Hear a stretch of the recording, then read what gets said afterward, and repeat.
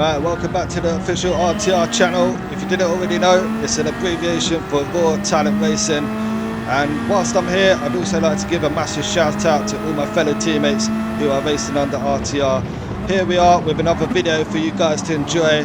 Don't forget, if you are new to the channel or you used to follow my old channel, please do subscribe and slap that like button, which helps the channel in a big way. And without the likes of you guys, we wouldn't be back here today. So as we move on in today's video, I'd like to share with you a race that I decided to join in the multiplayer lobbies. As you know, if you play Gran Turismo, there's a lot going on in multiplayer lobbies. Sometimes, you know, you just need a break from daily races, and it's a great place to find some fascinating races and combos. What I stumbled across the other day was these guys racing at the Red Bull Ring. Just a short pull of a full lobby of drivers, and you may or not know, when you set up a lobby you can do all sorts of things like change the type of tyre wear rate, fuel consumption, different track layouts, qualifying, no qualifying, make up how many laps you want to race, and which cars you want to run, whether it's a GR1, GR2, GR3, GR4 class, or just road cars, and so on and so forth. And it's refreshing sometimes because PD have been doing some strange things lately with regards to daily races, and one of those things is that, which irritates me, and I think it irritates a lot of people, is driving at the same tracks like Grand Valley, which is one of the newest tracks PD have released, and since the release a few months ago, it's been in daily races at least, gosh, 6 to 8 times. I've actually lost count, but I think people honestly get a bit tedious and bored of it, to be honest. But so here we are at Red Bull Ring.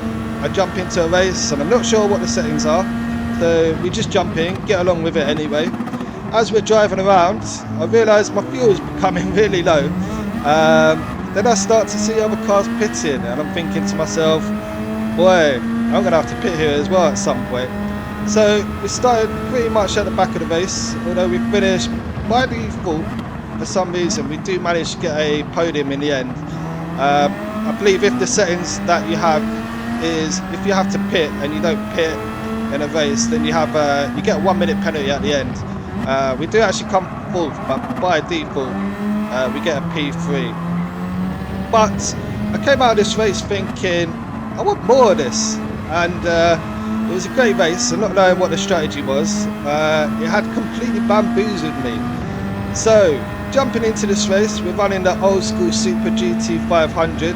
I believe it was racing soft tyres at the time. The Super GT 500 is a car I do adore. It's one of those pin-up cars that, if I ever won the lottery, I would definitely be. It would definitely be in my top 10 list. And I'd actually put it in my humongous garage underneath ground. And believe me, I've dreamt about it many times. You'll have to ignore the livery, as the RTR designers Slammer, Baza and Lush Racing have recently got round to doing the RTR livery for the Supra, so it's a shame I wasn't able to feature it in this race. Now, the only problem with multiplayer lobbies, unfortunately, is that they are very unstable in terms of lagging. And well, it's a shame because there will be times when you're following other people or vice versa, and they'll be lagging all over the place. And you've probably seen it yourself, cars moving around like they're UFOs from the USA. On that subject actually, isn't it odd they're only ever spotted in America? Anyway, back to racing.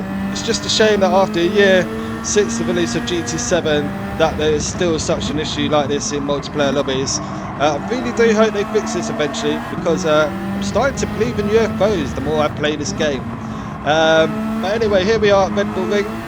I believe it's 7 laps, and we do pit eventually, just before we run out of fuel. I was literally running around on fumes, so it's one of those races. I was just pleasantly surprised, and I think Gran Turismo should look at online lobbies and see what kind of combinations people are doing.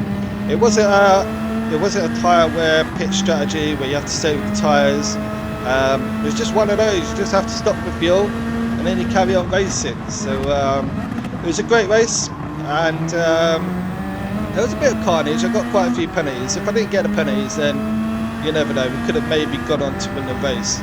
But it's races like this that remind me of why I got involved in GT7 and why I love racing so much.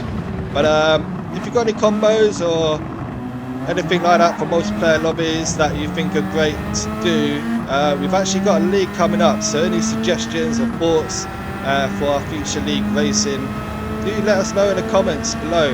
And don't forget, if you are new to the channel, slap a like on the video, subscribe for future content, and we will be doing some daily races throughout the week, and hopefully be in the top split lobbies again. So if I don't see you soon, I'll see you on track.